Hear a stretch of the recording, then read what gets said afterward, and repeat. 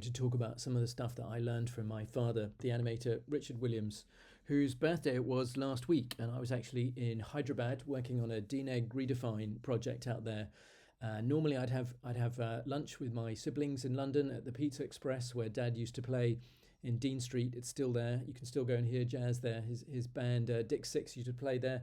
But on this occasion, I found myself in Hyderabad, and the animators had a big.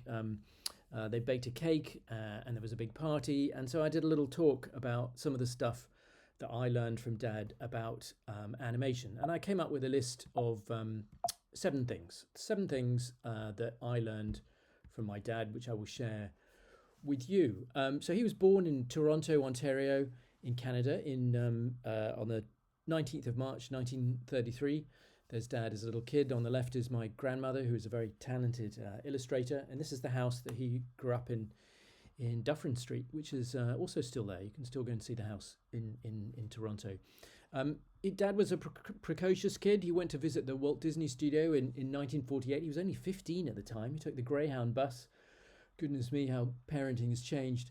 My grandmother let him take the Greyhound bus from Toronto to Los Angeles. It was a 4 or 5 day journey all the way across Canada and America. And he eventually got there and he kept taking the studio tour, and they kept throwing him out. He kept leaving the tour guide and going to find the animators, and they'd throw him out, and he kept doing it again. So he wouldn't take no for an answer, and eventually I guess they brought him in to do, they figured out he could draw all the Disney characters, even though he was just a kid, and they brought him in to do some publicity shots. And there began a lifelong fascination with Disney and all the stuff that they did. Fast forward to London in 1969. That's Dad, me, my sister Claire, and my mum on the right, looking very 1960s. That's us just as little kids. And that's me on the right. One of Dad's great life passions was jazz. He played with Dick Six. That's a photo that I took on the left of him and one of the other band members playing at the 100 Club. That must have been about 1981, something like that. Some of my first memories are of Dad animating. He had this jacket made, this sort of kind of hoodie type thing. Animation is concentration. Do not disturb the animator. And so some of my earliest memories are of him animating Zigzag, the Grand Vizier from The Thief and the Cobbler, and it was these playing cards which he would cut down and paste down on the different drawings, just polishing the animation to get it right. And these playing cards were all over the basement of our house in London. I remember that so clearly, age about 5, Dad's animation stuff. And in the 1970s, he had a studio, 13 Soho Square. It's still there. It's a listed building. It's protected. No one can lock it down, and it's still the original green that it was painted back then. It doesn't say Richard Williams Animation on the door, but otherwise it looks exactly the same. And he brought all these old school American animators from the US, from Los Angeles, to come and teach the new generation of animators in London. In the group photo out front, you can see Grim Natwick. In the middle there, just to his left, is down below is Art Babbitt, who did the Mushroom Dance and the Wicked Queen in Snow White, and also the Looney Tunes, Ken Harris, who did a lot of this stuff on Roadrunner and all those old wonderful shorts, Warner Brothers shorts from the 1940s. And Dad brought these animators over, Grim, Art, and Ken, to teach the animation crew. There's me on the right with my sister Claire, with Grim Natwick, who is the creator and inventor of Betty Boop. So lesson number 1. So we finally got to the lessons. I promised you 7 lessons. Here's the first one. Learn from the masters. And this is Art Babbitt, who, as I said, did the Mushroom Dance and Fantasia. And he did loads and loads of art classes, animation classes at 13 Soho Square. And his notes were kind of passed down for years. When there was even before The Illusion of Life came out, there was no other way to learn animation, and these notes would be copied and copied and copied and handed down to junior animators.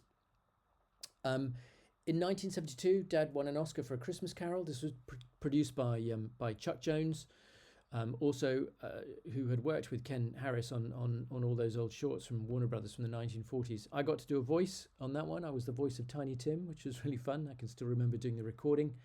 and I got paid in ice cream at the time. And then, okay, so lesson number 2, always study from life. And in the 1980s, I used to go to life drawing classes with my dad. We would, when I was about 15, 16, and I was at school, and I'd go to life classes, and he would draw from life, and I would learn from him. And we had a wonderful teacher, John Watkiss, who would teach the animation.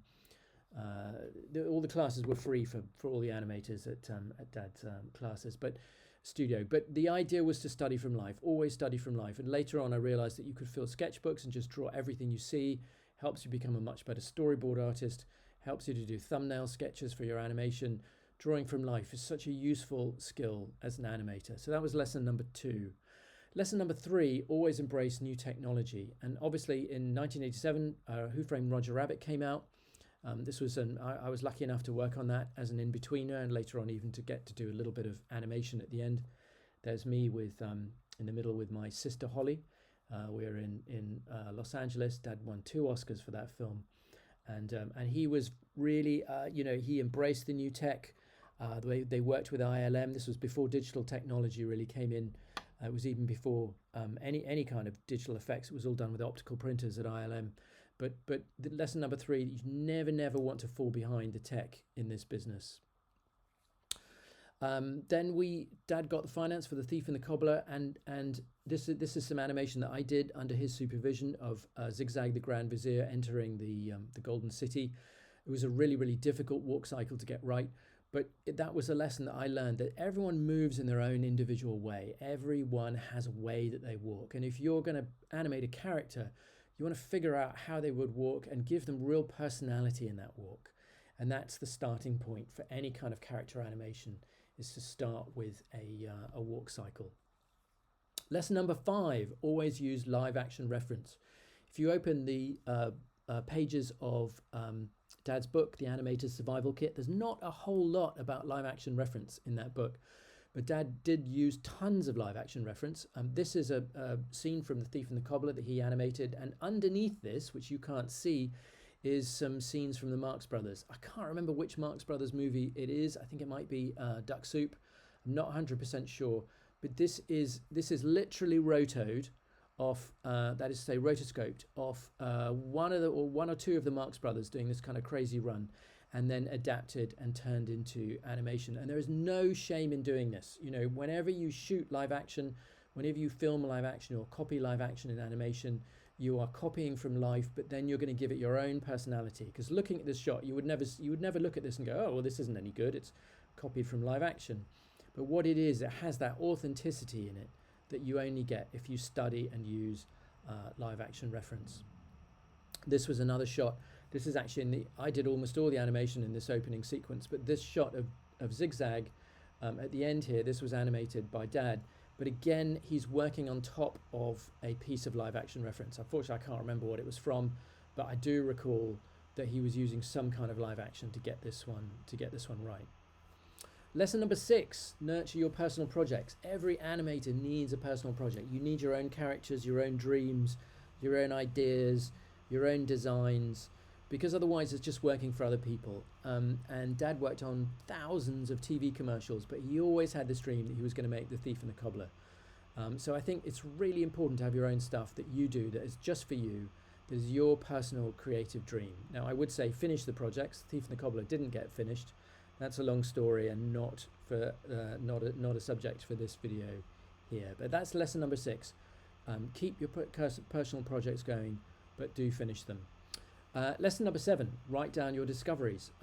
You know, just like Art Babbitt and Ken and all those guys, they took the notes, they gave the lectures, we took the notes. Those notes became the basis of animation notes that were passed around among animators, and they became the basis, in a way, of the beginnings of the Animator's Survival Kit, because a lot of the early pages in there are inspired by Art Babbitt's notes. So that's been really important to me, to keep sketchbooks and have, I have thousands and thousands and thousands of pages of animation notes, and I still do this all the time. If I discover something new, figure out something new, I'll even make a video about it, explaining it, upload it to my YouTube channel, which is a sort of modern form of note-taking in a way. So that's lesson number 7, is always write down your discoveries. So just to recap, that's a photo of me and Dad in Bristol outside his house a couple of years before he died. Always study from life and learn from it. Learn from the best, be humble. You're never as good as you think you are. There are always people out there who are much better than you, I say much better than me, and one always wants to be learning from the best. Embrace new technology. If you're a character animator, start with a walk cycle. Number 5, live action reference for animation. That's such an important lesson. Nurture your personal projects at number 6, and finally write down your discoveries. I hope you've enjoyed watching this. This was it was a very personal thing for me to come up with this list. I'd actually never done it before, and I got quite teary during the presentation a couple of times, as I almost always do. Well, always do on Dad's birthday. You know, what can I say? I really miss him, but I learned so much from him, and I hope sharing some of that knowledge is useful.